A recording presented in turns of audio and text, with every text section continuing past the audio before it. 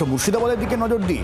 বাবরি মসজিদ নির্মাণ কাজ শুরুর পর হুমায়ুন কবিরের বাবরি যাত্রা এবং পুলিশের অনুমতি না থাকায় সংক্ষিপ্ত যাত্রা বলা চলে। আর বাইকে স্টান্ট হুমায়ুনের বাবরি যেখানে তৈরি হচ্ছে সেই জায়গা পর্যন্ত মিছিল। আজ সংক্ষিপ্ত বাবরি যাত্রা, যেহেতু পরীক্ষা চলছে, উচ্চ মাধ্যমিক শুরু হয়েছে, তাই যাত্রা কাটছাট করা হয়েছে। পায়ে হেঁটে 50,000 মানুষকে নিয়ে বেলডাঙ্গায় বাবরি মসজিদ পর্যন্ত 22 কিলোমিটার যাওয়া।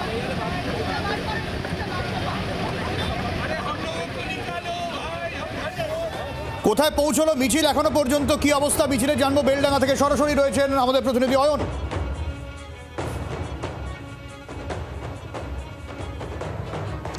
বেলডাঙ্গা বাবরি মসজিদ পর্যন্ত মিছিল এসছে। এরপর হুমায়ুন কবির ঘোষণা করেছিলেন যে তিনি এখান থেকে আরো 3.9 কিলোমিটার দূরে বেলডাঙ্গা থানা পর্যন্ত এই বাবরি যাত্রাকে নিয়ে যাবেন। তারপরে ওনার সঙ্গে বেলডাঙ্গা থানার যিনি পদস্থ ভারপ্রাপ্ত আধিকারিক তার কথা হয়েছে। এবং আমরা প্রত্যেকেই জানি, যেটা বারবার বলছি আমরা সকাল থেকে, যে আজ থেকে রাজ্যে উচ্চ মাধ্যমিক জীবনের দ্বিতীয় বড় পরীক্ষা শুরু হয়েছে। অতএব হুমায়ুন কবির এখনো পর্যন্ত, যিনি বাবরি মসজিদের যে লাগোয়া কার্যালয় সেখানে বসে রয়েছেন, তিনি তার এই যে বাবরি যাত্রা এটাকে 3.9 কিলোমিটার বেলডাঙ্গা থানা পর্যন্ত এক্সটেন্ড করবেন, নাকি আজকের মতো তিনি এখানেই ক্ষান্ত হবেন, এই বিষয়টা কিন্তু এখনো পর্যন্ত পরিষ্কার নয়। যে কোনো মুহূর্তে হুমায়ুন কবিরের মুভমেন্ট হতে পারে। এবং এখনো পর্যন্ত যেটা জানা যাচ্ছে সেটা হচ্ছে বেলডাঙ্গা থেকে তিনি সরাসরি চলে যাবেন বহরমপুর। প্রসঙ্গত মনে করিয়ে দিই সব্যসাচী, যে এই বাবরি যাত্রা, বাবরি মসজিদ, এর পাশাপাশি হুমায়ুন কবির তার আত্মীয়, অর্থাৎ তার কন্যা, তার জামাতা ইতিমধ্যেই মাদক আইনে তাদের একাধিক কোটি কোটি টাকার সম্পত্তি সেগুলি ফ্রিজ করা হয়েছে। অতএব সেক্ষেত্রে হুমায়ুন কবির এমনিতেই ভ্যালেন্টাইন্স ডেতে মুর্শিদাবাদের পুলিশ সুপারের বহরমপুরের অফিস অচল করে দেওয়ার হুঁশিয়ারি দিয়েছেন। অতএব আজকে ঠিক কোন কারণে তিনি এই কর্মসূচিগুলি শেষ করে বহরমপুর যাচ্ছেন, সেটাও কিন্তু অবশ্যই একটা কৌতূহলের বিষয়। অনেক ধন্যবাদ অয়ন। আরে গোটা বিষয় নিয়ে আমরা হুমায়ুন কবিরের সঙ্গে কথা বলেছিলাম, জি 24 ঘন্টা এক্সক্লুসিভ। কি বললেন হুমায়ুন, শুনুন। এখনো পর্যন্ত যেটুকু পথ এলেন, কিরকম সাড়া পেলেন? করছে, অর্থ দিচ্ছে, মানসিকভাবে সাপোর্ট দিচ্ছে, আমাদের সঙ্গ দিচ্ছে, এটাতে আমি অভিভূত। আপনি আজকে বাবরি যাত্রা করলেন এবং আপনি 22 তারিখ পূর্ণাঙ্গ বাবরি যাত্রা করবেন, যেটা আপনার পুরনো রুট ছিল।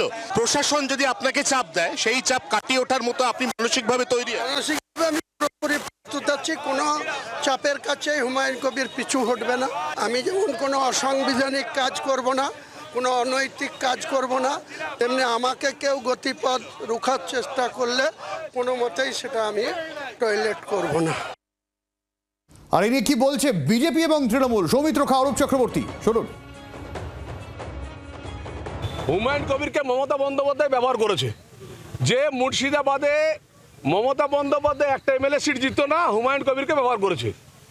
হুমায়ুন কবির যে ইউপি খুলেছে, বেশ করেছে। আমি বলবো এখানেও তৃণমূলের সঙ্গে মুসলিম সমাজ না থেকে তারা নতুন দল তৈরি করে বা অন্য জায়গায় গিয়ে তৃণমূলকে হাঁটানোটা খুব দরকার।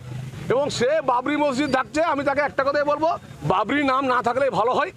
কারণ বাবরি নামটা অনেক অত্যাচারিত নাম, বাবরি নামটা না থাকলে সেটা ভালো হয়, সেটা আমারও বলার থাকবে।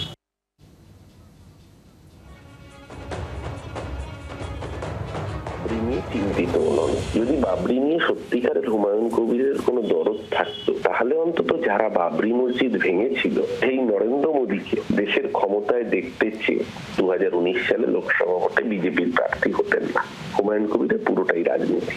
সেখানেও যে সাইন দেখাচ্ছেন, যে বাইক র্যালি করছেন, যে উচ্ছ্বাস, বাবরি সংখ্যালঘু মুসলমানের কাছে একটা আবেগ।